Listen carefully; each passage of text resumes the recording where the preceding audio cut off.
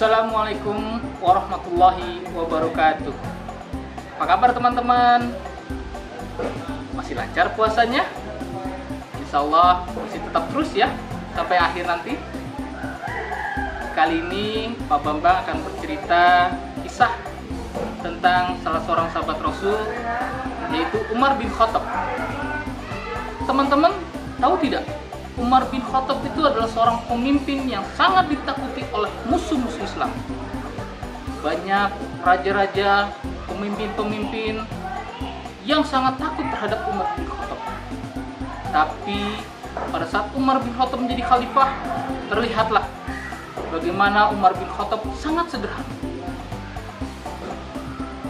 Umar bin Khattab bahkan dikisahkan apabila dia satu jalur perjalanan dengan setan, dengan iblis, maka iblis akan menjauh dan mencari jalan yang lain karena tidak mau bertemu dengan Umar bin Khattab. Kisah yang lainnya juga pada saat Umar bin Khattab menjadi khalifah. Saat itu Sungai Nil sudah habis airnya. Dan para muslimin yang ada di Mesir melihat orang-orang Badui yang ada di Mesir ingin mengorbankan manusia agar penjaga Sungai Nil mengalirkan kembali airnya. Namun Umar bin Khattab hanya menyampaikan satu cari kertas saja, yang kemudian kertas tersebut dialirkan ke Sungai Nil. Tahukah teman-teman apa isi dari kertas tersebut? Ya, isi kertas tersebut adalah: wahai Sungai Nil, makhluk Allah, ini Umar bin Khattab, hamba Allah, khalifah. Maka mengalirlah kamu seperti biasa. Dan seketika itu juga air yang kering di Sungai Nil kemudian mengalir deras. Bagaimana Umar bin Khattab sebagai khalifah hidup dengan bersahaja? Ada beberapa kisah. Yang pertama, di saat salah seorang pemimpin Persia yang bernama Hurmuzan, dia hanya mau menyerahkan diri hanya kepada Khalifah Umar bin Khattab. Padahal semua orang tahu Hurmuzan adalah pemimpin Persia yang sangat ganas, taktik perangnya sangat jitu, dan juga selalu berbohong untuk mengkhianati perjanjian di antara Persia dan kaum muslimin. Namun di suatu hari Hurmuzan sudah terpojok dan kaum muslimin sudah menang terhadap Persia. Sekali lagi Hurmuzan masih menolak untuk menyerah pada kaum muslimin. Hurmuzan memberikan syarat satu, yaitu dia hanya akan menyerah kepada Umar bin Khattab. Beberapa hari kemudian setelah penyerangan dan kemenangan umat Islam terhadap Persia, Hurmuzan datang menemui Umar bin Khattab yang ada di Masjid Nabawi. Saat itu Hurmuzan sangat kaget karena belum pernah menemui Umar bin Khattab. Kenapa? Karena Umar bin Khattab saat itu sedang tidur di emperan Masjid Nabawi. Dalam hatinya Hurmuzan selalu tidak menyangka inilah pemimpin umat Islam yang telah mengalahkan Persia, pemimpin yang ditakuti oleh musuh-musuh Islam, dan pemimpin itu istirahat di emperan Masjid Nabawi. Seketika setelah Umar bin Khattab bangun karena kondisi ramai di emperan Masjid Nabawi, dan Hurmuzan menyampaikan keinginannya untuk menyerah kepada Umar bin Khattab.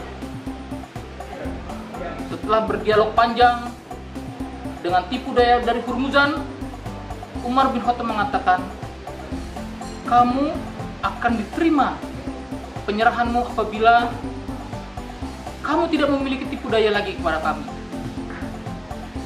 Hurmuzan dengan sikap kesatrianya dan melihat bahwa Umar bin Khattab, pemimpin umat Islam yang sangat ditakuti saat itu, ternyata bersahaja hidupnya.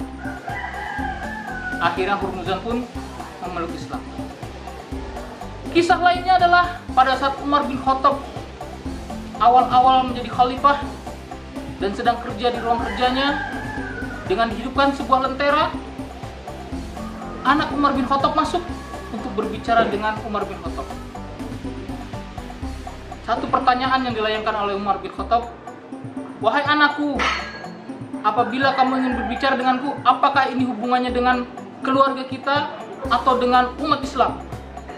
Dan anak Umar bin Khattab mengatakan, "Wahai ayahku, ini hubungannya dengan keluarga kita."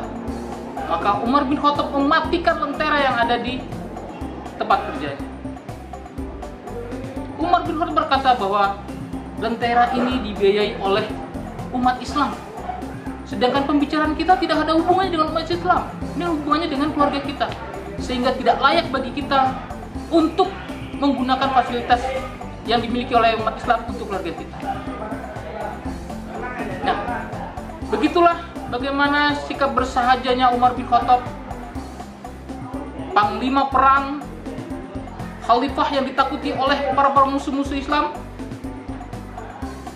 namun bersahaja hidupnya dan sangat sederhana. Tidak perlu istana yang megah, yang luas, tidak perlu tunggangan yang sangat hebat. Hidup Umar bin Khattab hanya bersahaja, sebagaimana Umar bin Khattab selalu mengikuti panutannya, yaitu Rasulullah SAW, yang selalu bersahaja dalam hidupnya, yang tidur hanya dengan beralaskan pelepah kurma, dan tidak ada kemewahan sama sekali di rumahnya. Demikian kisah Umar bin Khattab yang bisa kita jadikan teladan. Bagaimana kita, walaupun kita dianggap sebagai pemimpin, walaupun kita dianggap sebagai orang yang sangat disegani, tapi kita seharusnya bersahaja dan tidak perlu bermegah-megahan. Karena setiap apapun yang kita miliki akan dimintai pertanggungjawabannya oleh Allah Subhanahu wa Ta'ala di akhirat nanti. Itu saja kisah Umar bin Khattab dari Pak Bambang. Semoga menjadi inspirasi teman-teman dalam kehidupan di masa depan nanti. Terima kasih. Assalamualaikum warahmatullahi wabarakatuh.